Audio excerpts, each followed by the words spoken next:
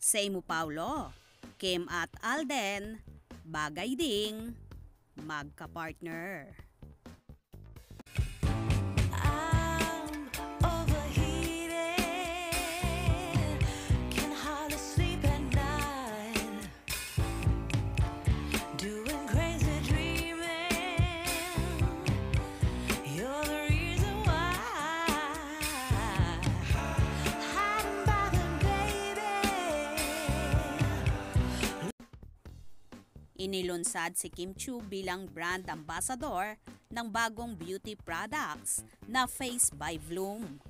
Gawa sa Korean expertise ang beauty products na ito na bumagay sa Korean beauty ni Kim pero swak sa pag-nourish sa Filipina skin. Sabi nga ni Kim, kagaya ng ibang produktong iniendorso niya, sinubukan daw muna ni Kim dahil kailangang mag-switch muna sa dati niyang ginagamit. Sabi nga niya sa nakaraang launch nito noong Sabado na ginanap sa atrium ng SM The Block.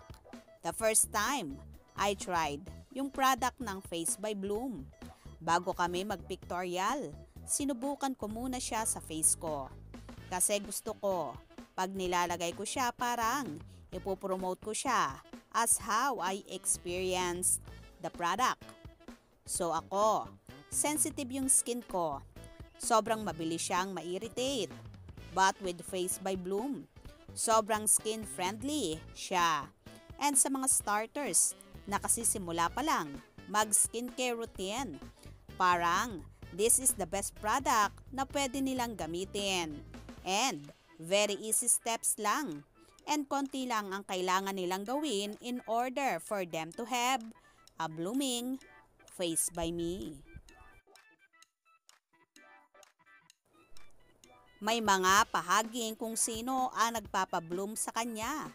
Pero syempre, nagpaka-safe na lang siya ng sagot.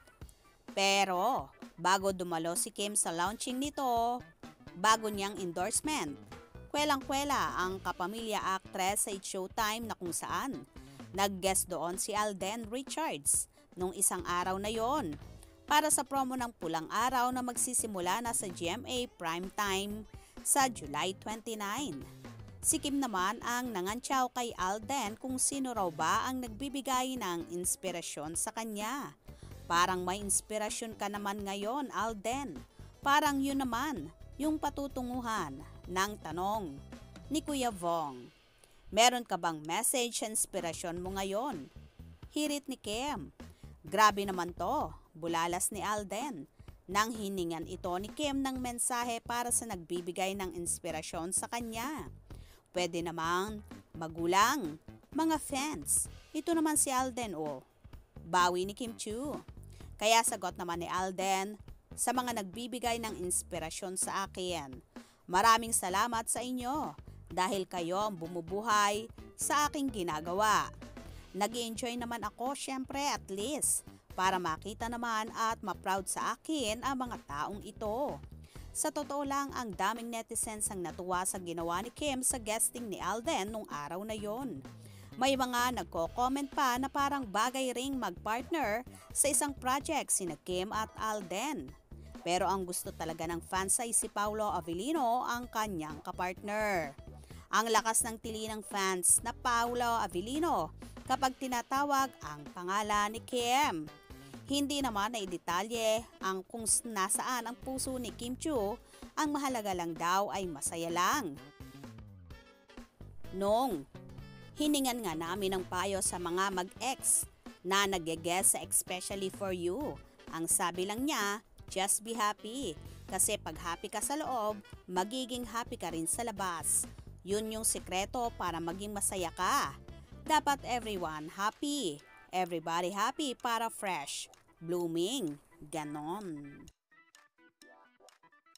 Bukod sa It's Showtime ay mapapanood na rin si Kim Chiu sa pagsisimula ng Pinoy Big Brother at nakatakda siyang lumipad pa Amerika sa susunod na buwan para sa ASAP Natin To na gagawin sa Ontario, California.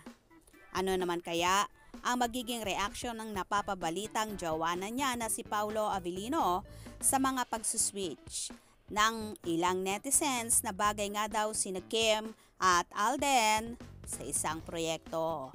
For sure, okay lang naman ito kay Paulo dahil trabaho lang naman ito at alam naman niyang ang nasa puso ni Kimi ay siya lamang. Kaya naman tumutok at huwag na huwag pahuhuli sa mga maiinit na kaganapan. Anong inyong magiging reaksyon sa bidyong ito? Comment below.